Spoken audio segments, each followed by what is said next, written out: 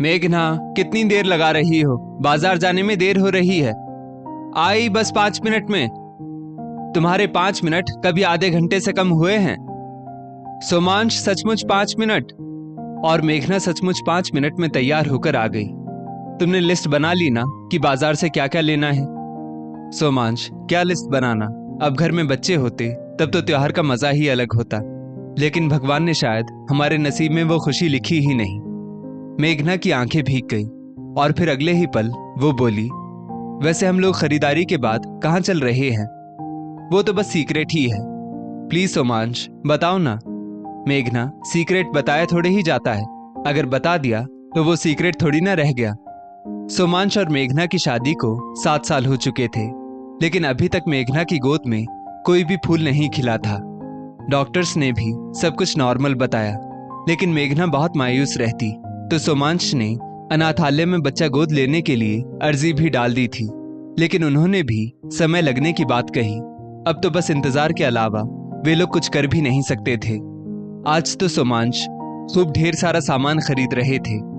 इतना ज्यादा सामान क्यों ले रहे हो? मिठाई, खील, बताशे, दिए, रुई की बत्तियां, तेल और कैंडल, सब कुछ? मेघना ने पूछा। बस ऐसे ही।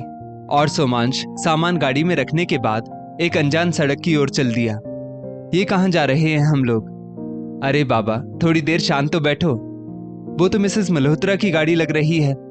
हाँ, वो मिसेस मल्होत्रा की ही गाड़ी है। और थोड़ी ही देर में गाड़ी एक धर्मशाला के बाहर आकर रुक गई। ये कहाँ आ गए हम? बस सीक्रेट समाप्त होने को है। अंदर हॉलनुमा कमरे में पुरुष महिलाओं के साथ साथ खूब ढेर सारे बच्चे थे और सोमांश के ऑफिस के भी काफी लोग।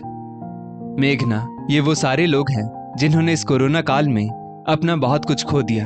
किसी ने माता पिता और किसी ने अपना परिवार। इसीलिए हम सभी ऑफिस के लोगों ने तय किया कि इस बार की दीपावली हम इन लोगों के साथ इन लोगों को सामान वितरित करके मनाएंगे। अरे वाह सोमांश, ये तो तुमने बहुत अच्छा किया। मुझे बिल्कुल भी एहसास नहीं था कि तुम्हारा सीक्रेट इतना प्यारा होगा। और मेघना सोमांश के साथ मिलकर सभी लोगों को लाया हुआ सामान वितरित करने लगी। तभी उसकी निगाह वहीं मौजूद एक नन्ही सी गुड़िया पर गई, छोटी सी गोल मटोल। सोमांश, इनमें से कई बच्चों के माता पिता नहीं हैं। क्या हम लोग इस छुटकी को गोद नहीं ले सकते? अरे, ये तो तुमने बहुत अच्छी बात सोची। पता नहीं ये बात मेरे दिमाग में क्यों नहीं आई। पतिदेव, ऐसी बातों के लिए दिमाग चाहिए होता है।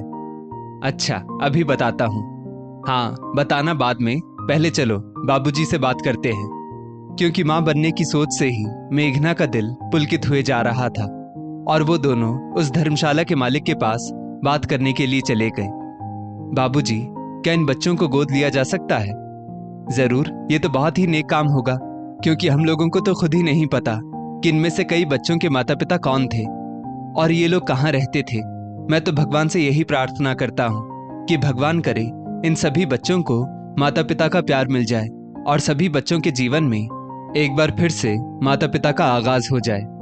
बाबूजी की बोली में उन बच्चों के लिए दर्द दिखाई दे रहा था। ये सुनकर मेघना की आंखों में एक चमक सी आ गई। तो फिर बताइए कि आप कौन सा बच्चा लेंगे, बेटा या बेटी? मुझे तो बेटी ही चाहिए। ये वो जो गोल मटोल सी नन्ही सी गुड़िया है, उसे आप मेरी झोली में डाल दीजिए।